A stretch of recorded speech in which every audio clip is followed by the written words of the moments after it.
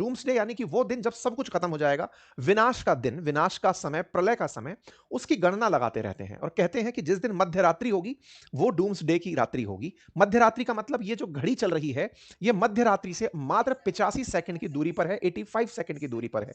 यानी कि दुनिया इतना ज्यादा झगड़े में है कि अब एक हल्का सा ट्रिगर और दुनिया बूम हो जाएगी। उसी को डूम्सडे क्लॉक में नापा जाता है। डूम्सडे क्लॉक ने समय समय पर लोगों को जानकारी दी है।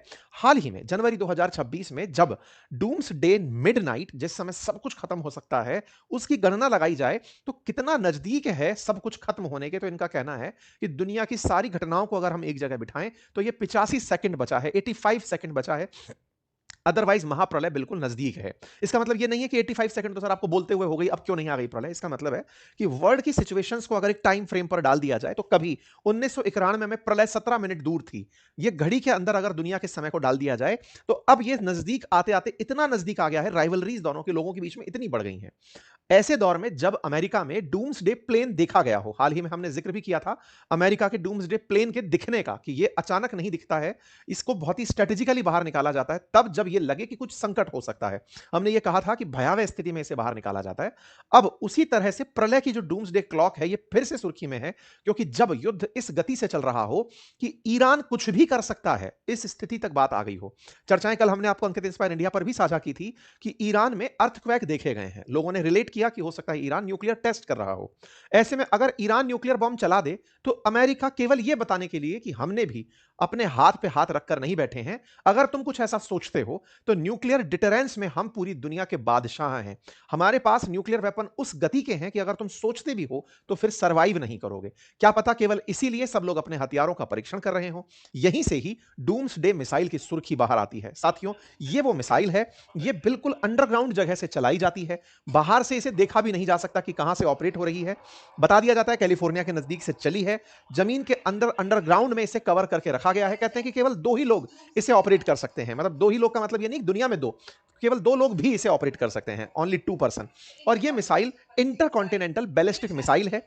पहले ये जमीन से आसमान की जब यात्रा पर है उस समय ये एटमॉस्फेयर को पार करती है, एटमॉस्फेयर को पार करके आउटर स्पेस में ट्रेवल करती है, आउटर स्पेस में ट्रेवल करके फिर वापस आती है अपनी साइट पर अटैक करने, यानी बिल्कुल परवलयाकार पथ पर अटैक करने के लिए ये जाती है। अगर जमीन से जमीन नापा जाए तो 9600 किलोमीटर तक मार कर सकती है, परवलयाकार पथ को नापा जाए तो 13000 किलोमीटर दूर जाकर के ये मार कर सकती है। इसकी गति इसकी सबसे बड़ी पहचान है।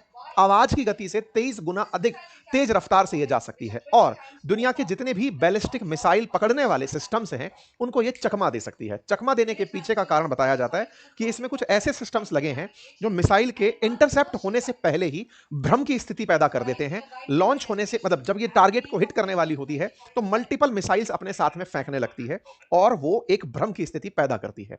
हालांकि अमेरिका ने आज तक इस मिसाइल का इस्तेमाल किसी भी देश पर नहीं किया है। बोइंग नाम से एक अमेरिकी कंपनी ने इसे बनाया था और कहा जाता है कि अमेरिका 2030 तक इसे रिप्लेस करने के बारे में सोच रहा था, लेकिन चूंकि यह आज तक इस्तेमाल नहीं आई है, विनाश के दिन के लिए इसे बनाया गया है, 400 से अधिक मिसाइलें तैनात हैं, तो इसे 2050 तक अमेरिका यूज करने की स्थिति में है, क्योंकि इसका दुनिया में कोई कंपटीशन नहीं है। और इसी के बीच में अमेरिका कल के दिन इस डूमडे मिसाइल का परीक्षण कर डालता है। हेडलाइन बनती है, मिसाइल का असली नाम है मिनट मैन 3 मिसाइल और इसीलिए doomsday weapon US test amid war, यह हेडलाइन बन करके वर्ल्ड मीडिया में छा जाती है। आज के सेशन में जिक्र करेंगे ईरान के अपडेट का कि ईरान क्या कर रहा है, डूम्सडे मिसाइल का यूज अमेरिका कब कब किया है, मतलब परीक्षण कब किया है, और यह जो परीक्षण हुआ यह कहां से कहां तक था, इसके वॉरहेड के अंदर क्या ताकत है, तरीके क्या हैं, कैसे कैसे फ्यूल इसमें यूज किए गए हैं, सारी बातें आज के सेशन में। और साथ ही साथ ईरान का भी अपडेट मैं आपको देता चलूंगा कि क्या क्या उसके हमले चल रहे हैं। ताजा हमलों के बारे में हमने एक एनिमेटेड वीडियो आपको दिखाया था, बताया था कि कैसे हुआ। हमने अपनी एआई मास्टरी क्लास में जहां बताया था कि 20 से अधिक एआई टूल्स को यूज करना सिखाएंगे, हम वहां पर सिखाते हुए लगभग 30 से अधिक एआई टूल्स सिखाने की तरफ बढ़ चुके हैं। अगर आप भी चाहते हैं उस कोर्स को ज्वाइन करना तो लिंक कमेंट बॉक्स में है। आप पढ़ाई में हैं, आप नौकरी में हैं, बच्चे हैं, जिस भी एज ग्रुप में आप हैं, अगर आप एआई से इंट्रोड्यूस होना चाहते हैं, यूजेस जानना चाहते हैं, तो कोर्स का लिंक कमेंट बॉक्स में पिन है। साथियों, ईरान ने हाल ही में जो कुछ देखा वो सब ट्रंप की दिमाग की उपज था।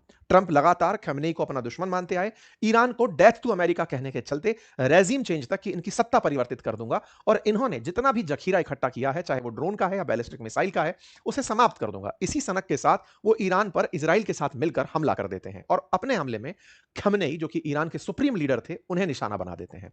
उनके निशाना बनने के बाद ईरान अनकंट्रोलेबल हो गया है और वो लगातार अमेरिकी ठिकानों को निशाना बना रहा है। इसी क्रोनोलॉजी में ईरान के द्वारा तैयारियां जो की जा रही हैं, उसमें उसके मिसाइल परीक्षण शामिल हैं।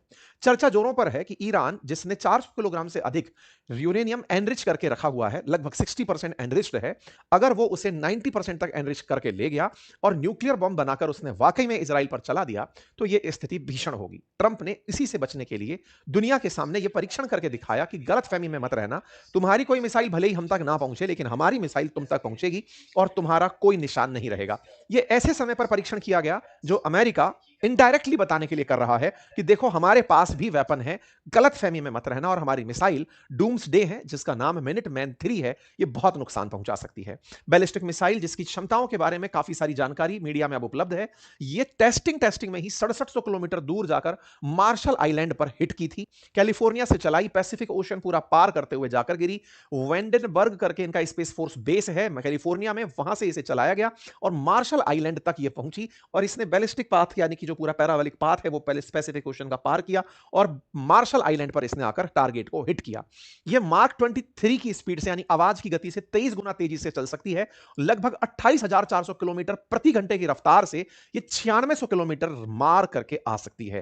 पूरा पाथ अगर देखा जाए तो 13,000 किलोमीटर की ट्रैजेक्टरी ये फॉलो कर सकती है। यूएस एयरफोर्स लगभग 400 ऐसी मिसाइल एक्टिव अलर्ट पर रखती है, जिन्हें किसी भी समय उनके जो खोपचे हैं, साइलोज हैं, वहां से निकालकर चलाया जा सकता है, जो कि मोंटाना, व्योमिंग और नॉर्थ डकोटा के अंदर सेफ्ड रखी है। इन्हें वहां से ऑपरेट किया जा सकता है। ये मिनटमैन 3 मिसाइल के फीचर हैं कि ये इनके न्यूक्लियर डिटरेंस में जो ट्राई है, यानी कि जो जल से, थल से और आकाश से चलाई जा सकने वाली मिसाइलें हैं, उनका ये हिस्सा है और इसके अंदर MIRV क्षमता है, यानी कि मल्टीपल री एंट्री व्हीकल की तरह से ये काम करती है, ताकि दुश्मन की जो मिसाइल रक्षा प्रणाली है उसे ये चकमा दे सके। इसकी स्पीड और इसकी क्षमता अभी तक अनमैचेबल दुनिया भर में बताई जाती है। इसे डूम्सडे मिसाइल कहने के पीछे भी लॉजिक यही है कि अमेरिकी राष्ट्रपति जब सब कुछ खत्म हो रहा हो, दुनिया में न्यूक्लियर वॉर शुरू हो चुकी हो और ये लगे कि अब हमें फाइनल डिसीजन लेना है, तो अपनी इसी ताकत के दम पर जिन जिन देशों के पास न्यूक्लियर बॉम्ब है, उन्हें फोन करके धमका सकते हैं कि देखिए, आप अगर इसे नहीं रोके तो हम न्याय की स्थापना के लिए अपनी मिसाइल चला देंगे जो सब कुछ खत्म कर देगी। और इसी वजह से जो डूम्सडे का इनका प्लेन है, यूएस नेवी E-6B, उससे भी इसे ऑपरेट किया जा सकता है। अमेरिका इसे दुनिया में शांति स्थापित करने का हथियार बताता है, कहता है कि इसके डर से दुनिया में कोई भी दूसरे पर हमला नहीं करेगा। ठीक है, इसका डर ही है जो लोगों को न्यूक्लियर वेपन यूज करने से रोकेगा। इस मिसाइल की काबिलियत में बताया जाता है कि इसके अंदर जो सपोर्ट सिस्टम है वो 3 स्टेजेस में काम करता है। वॉरहेड के अंदर 20 गुना बड़ा न्यूक्लियर वॉरहेड इसके अंदर ले जाया जा सकता है। तरीकों में बताया जाता है कि सबसे पहले ये स्पेस को पार कर, मतलब एटमॉस्फेयर को पार करते हुए आउटर स्पेस में जाती है और फिर वहां से मल्टीपल जगह री एंट्री सिंगल मिसाइल करती है। अगर आप इसे देखें तो ये मिसाइल चलाई सिंगल फेज में गई है, ये आकाश में जाती है और फिर वहां से इसके अंदर काफी सारी मिसाइल बस्ट होकर निकलती हैं। इसीलिए इसे मल्टीपल री एंट्री व्हीकल की तरह ट्रीट किया जाता है कि ये किसी भी जगह पर चकमा देने की स्थिति में बनाती है। ऐसे में जब ईरान इजराइल या ईरान अमेरिका वॉर चल रहा हो और दुनिया में चर्चाएं इस बात की हो कि ऐसे समय पर यह परीक्षण किया गया, तो क्या वाकई में अमेरिका न्यूक्लियर वॉर के बारे में सोच रहा है? अगर ऐसा है तो वैज्ञानिकों का एक डर और भी है, और वो ये है कि अगर ईरान ने इजराइल पर न्यूक्लियर बॉम्ब चलाया, अमेरिका ने ईरान पर चलाया, तो कहीं दुनिया में न्यूक्लियर विंटर ना आ जाए। न्यूक्लियर विंटर के बारे में कहते हैं साथियों कि न्यूक्लियर बॉम्ब फूटने के बाद जो उसके माध्यम से निकला हुआ डेब्रिस है या फिर उससे निकली रेडिएशन और जो कचरा है जो ऊपर उठेगा, धुआं उठेगा, वो पूरी दुनिया में एक अंधकार ले आएगा और उस अंधकार से सूरज की रोशनी धरती तक नहीं आ पाएगी और धरती तक ना आ पाना पूरी दुनिया में एक ठंड का, शीत का माहौल ले आएगा। सूरज की रोशनी से ही हम सब लोग जी पा रहे हैं, लेकिन अगर वो मिस होता है तो एक बड़ी चुनौती बन जाएगा। इसी को ध्यान में रखते हुए वैज्ञानिकों की चिंता अलग अलग लेवल पर चल रही है। खैर, फिलहाल और अपडेट अगर मैं आपके साथ साझा करूं तो अपडेट यह है कि ईरान के फॉरेन मिनिस्टर ने कहा है कि हम युद्ध विराम की स्थिति में बिल्कुल नहीं है। हम यूएस के इन्वेजन को उनके लिए एक बिग डिजास्टर बताना चाहते हैं कि तुमने बहुत बड़ी गलती की।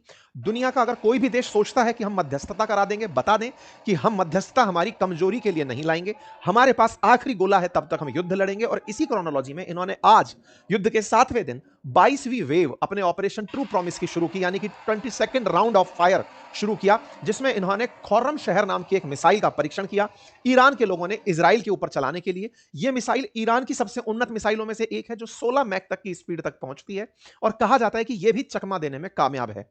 ऐसे में ईरान का यह सोचना कि वो आखिरी गोले तक लड़ेगा, गोले में न्यूक्लियर बॉम्ब का उनके पास होना और अमेरिका के पास खुद न्यूक्लियर बॉम्ब का होना, दुनिया में एक चिंता फिर से न्यूक्लियर बॉम्ब की ले आता है। आप लोगों को क्या लगता है कि क्या परमाणु युद्ध हो सकता है? क्या अमेरिका ईरान के खिलाफ न्यूक्लियर वॉर छेड़ सकता है? अगर आप इस विषय पर कुछ भी अपनी राय रखते हैं तो कमेंट बॉक्स में रखिए। फिलहाल के लिए जानकारी पसंद आई हो तो साथियों से साझा करिए। चैनल पर नए हैं तो सब्सक्राइब कर लीजिए और हाँ, आपको अगर लगता है कि एआई टूल्स आपके जीवन में उपयोगी हैं, यूपीएससी की प्रिपरेशन से लेकर के आपकी दिनचर्या में, तो आइए, एआई टूल्स की क्लास आपके लिए उपलब्ध है। लिंक कमेंट बॉक्स में पिन है। जाइए और पूरी साल भर की वैधता के साथ मेरे साथ सारे टूल्स को प्रैक्टिस करिए। फिलहाल के लिए इतना ही। बहुत-बहुत धन्यवाद।